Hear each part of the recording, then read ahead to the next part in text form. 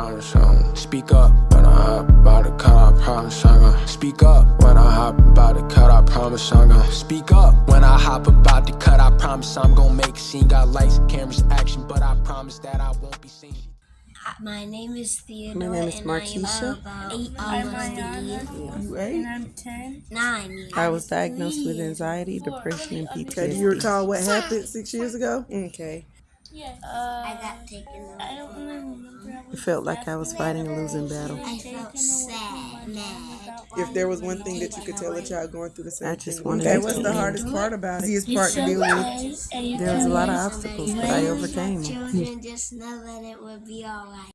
Before I begin telling my story, I must give warning that this story may potentially trigger some people who have similar background stories and current situations. I cried reflecting on the past event. However, if we can find the strength to get through this story, you may find some valuable information throughout my story.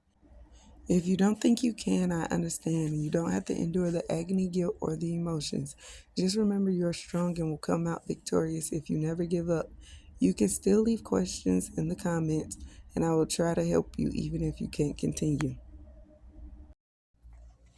Next, I was evaluated by a psychiatrist. After their evaluation was complete, I was diagnosed with anxiety, depression, and PTSD, and told that ultimately I just made a bad decision. Then I had a court date. Temporary custody was granted to my aunt. I was given a list of requirements. I had to go to therapy. I had to check in with the probation officer. I had to find adequate child care. Keep a steady job, appropriate housing, take parenting classes, and afterwards was a family meeting with the DFACS, also known as Department of Family and Children Services, where I found out the psychiatrist told them I was also bipolar. I was stumped, but I corrected her to what I was told, but she tried to insist bipolar was included in the diagnosis. I didn't say anything, but inside my head, I was trying to make sense of it. If he told me the other findings, why wouldn't he have included that? After we were dismissed, I asked the question aloud, and the responses I got shocked me more. One asking if I actually thought I wasn't, and my response was if they thought I was, and the answer, I don't know. I left it alone because I know what bipolar is, and I knew I wasn't. So that supposed diagnosis did not make sense to me. I began to obsess on getting my babies back. I didn't know where to start. In the first meeting with my probation officer, who had the same energy as all the other people in the court system since that night, judgment in the harshest way possible until she heard the story behind that night.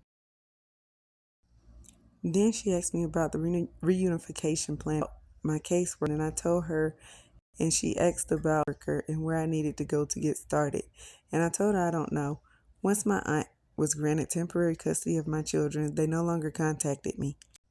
We were both confused, so she responded, maybe they could see how much you love your children and believe you have the intelligence and determination to do it on your own, and their attention should be placed where it's more pressing. That eased my mind a little, and then she suggested I contact the DFACS and ask for the information to get started. It was horrible trying to call to get help, so I physically had to go to the office, but still got the runaround to the point of feeling defeated and hopeless. My thoughts would always return to if my mother was still alive, I wouldn't be going through this, and it dragged me further into depression, but I blamed myself for breaking her heart, and that's why she wasn't here. And now I've lost my children. I'm a horrible person. All those thoughts attacked at all times on repeat and played on loop. I even talked to my psychiatrist about it, and he prescribed me medication, first at a low and then increasing it.